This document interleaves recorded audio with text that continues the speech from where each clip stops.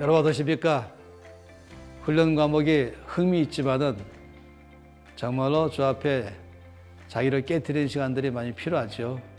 벌써 경험하기 시작했고 또 과거의 경험도 많이 떠오를 것입니다. 요셉의 훈련에 대해서 보았다면 또 다른 사람, 성경 물론 아주 수많은 이 사람들이 있지만 저는 또 한 사람을 예를 들고 싶은 것은 바로 다윗입니다.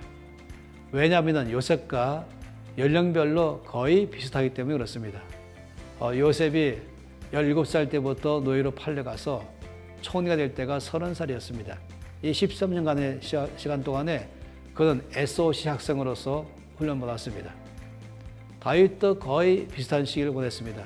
사무엘을 통해서 기름 부음 받을 때가 그 나이가 10대 중반이었고 드디어 이제 그가 이스라엘의 왕이 될 때가 30살이었습니다.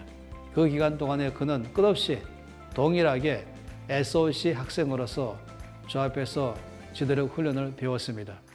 그리고 다윗도 요셉처럼 그가 배운 학교는 학위 과정을 갖고 있는 형식을 갖춘 그런 훈련 과정이 아니었습니다.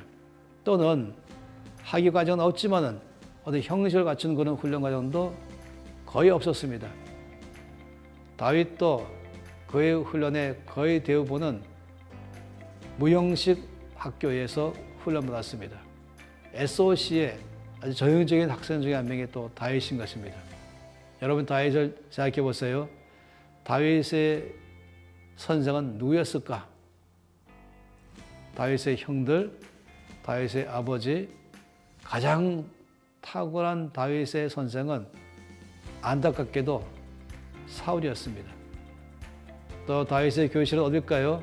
가정도 되고 또 들판도 되고 양우리가 되기도 하고 또 전쟁터가 되기도 하고 왕궁 되기도 하고 또 광야이기도 하고 또 중심적인 많은 학교는 아둘람 굴이기도 하고 이것이 바로 다윗이 있었던 교실이었습니다.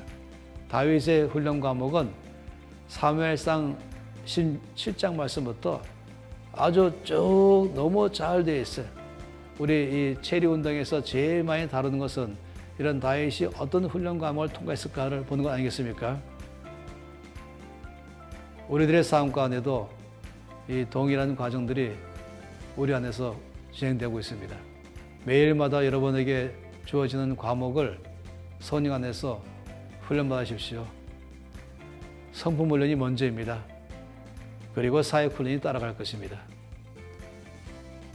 거기서 정말 100만짜리 질문을 늘 하시면서 주께서 시키는 훈련 속에서 하나님의 사람으로 되어가시기를 간절히 바랍니다. 수많은 사람들이 그런 과정을 통과하면서 성령 앞에서 갈고 닦아서 훈련된 사람이 되었습니다. 바울은 빌립보서 2장에서 그의 아들이며 제자인 디모데를 소개할 때에도 특이한 점이 있습니다.